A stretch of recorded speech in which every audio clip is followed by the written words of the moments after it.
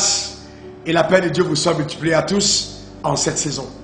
Eh bien, je voudrais partager avec vous sur l'importance de cultiver la joie, d'avoir le courage, l'espérance en Dieu et de vivre une vie passionnée de foi.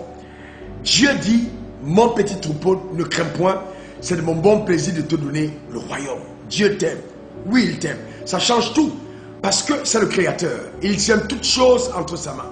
Toutes choses ont été faites par lui et pour lui. Et donc, s'il t'appelle enfant de Dieu, tu es donc de facto l'héritier de Dieu. Tu n'as donc pas à avoir peur de quoi que ce soit. Il t'aime.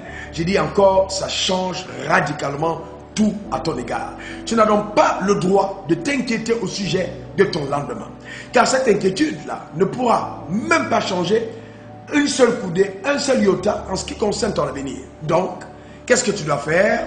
Savoir cultiver la joie de Dieu en toi. Car la joie de l'Éternel en nous, ce sera notre force. La Bible dit, soyez toujours joyeux. Eh bien oui, comment être en joie alors qu'on a des problèmes? Comment être en joie alors qu'on n'a peut-être pas de réponse en ce qui concerne notre futur? On est en joie parce qu'on a foi en celui qui nous a appelés.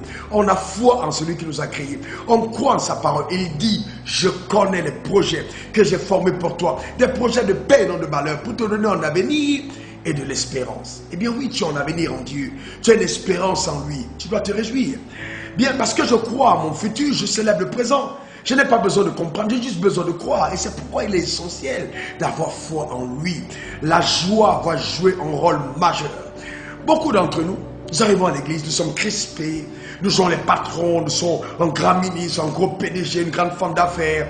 Et quand on demande d'acclamer pour le Seigneur, on n'arrive pas à acclamer parce qu'on est stressé par le titre ou alors par la position sociale que nous avons. Non, il faut se lâcher dans le Seigneur. Savoir relâcher sa joie, être joyeux à la maison, c'est très important. La joie du Seigneur, ce sera notre force. Quand vous êtes joyeux, il y a là quelque chose qui se passe en vous. Il y a justement le courage. Le courage, ce n'est pas l'absence de peur, mais la capacité de triompher de ce qui vous fait peur. Pourquoi?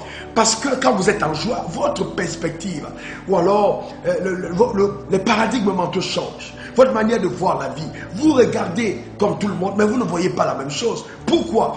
Parce que la joie intérieure vient changer justement le panorama de ce que vous voyez. Quand vous regardez, comme d'autres regardaient Goliath, ils voyaient un géant et ils se disaient personne ne peut le combattre, personne ne peut le terrasser. Mais David connaissait son Dieu, il avait cette joie du Seigneur en lui.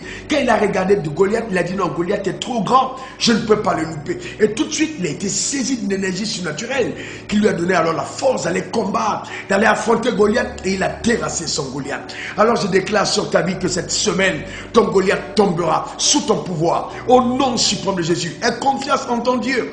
Oui, arrête de parler de la grandeur de tes problèmes, de parler de l'immensité justement de ton adversité à ton Dieu. Change d'attitude.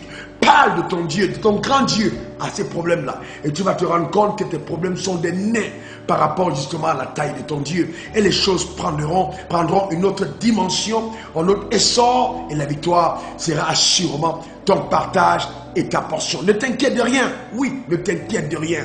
Sois simplement joyeux. La joie est en toi. Elle est déjà en toi. Car le fruit de l'esprit, c'est l'amour, c'est la joie, c'est la paix. Donc, vous voyez, on parle du fruit. Il y a un fruit, mais qui a plusieurs, voyez-vous, plusieurs compartiments, voyez, plusieurs zestes, plusieurs dimensions, plusieurs portions. L'une de ces portions est appelée la joie. Donc cultive ta joie dans le Seigneur. Célèbre-le, chante des cantiques, pousse des cris de joie dans la présence de Dieu. Alléluia.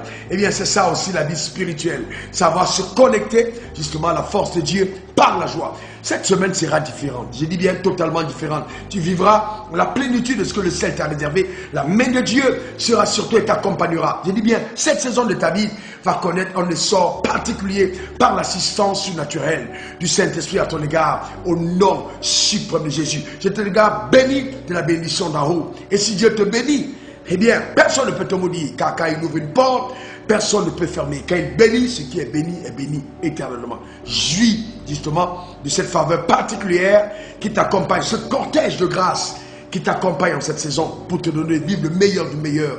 Rien qu'en Dieu, au nom suprême de Jésus. Amen. Amen. Amen. Porte-toi bien. C'était encore moi, son serviteur à tes côtés, pour justement donner à ta vie une autre embellie, un autre panorama.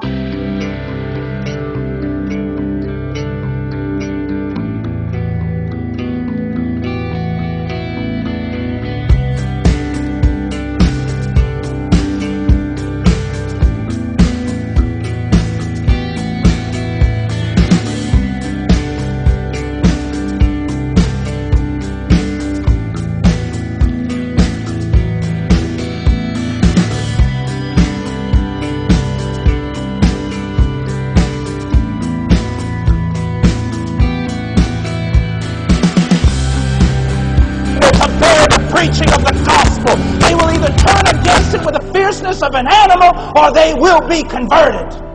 Throw yourself upon Christ. Trust in Him. Trust in Him. We are not called to build empires. We are not called to be accepted. We are called to glorify God. Eternity. The day you stand in those granite halls before the Lord of glory and kings, the greatest men on earth are divided and split and called. Some cast into eternal hell and some invited into eternal glory. Live for eternity. These Olympians, how majestic they are, but only for a moment. They start training when they're 4 and 5 years old. They never do anything but train until they're 22. They run a 9-second race for a medal they hang up, and that's it. Cannot give equal for eternal things. There is one there who is infinite in glory, and you will spend an eternity of eternities tracking Him down, and you will never get your arms even around the foothill of His mountain. I can't live like this anymore. I can't live just reading books. I can't live just reading about revivals and about people who knew somebody who knew somebody who knew somebody who knew you. So many different things you want to know and do, and all the books. Get out a book on God. This one. For it is for this we labor and strive, because we fixed our hope on the living God.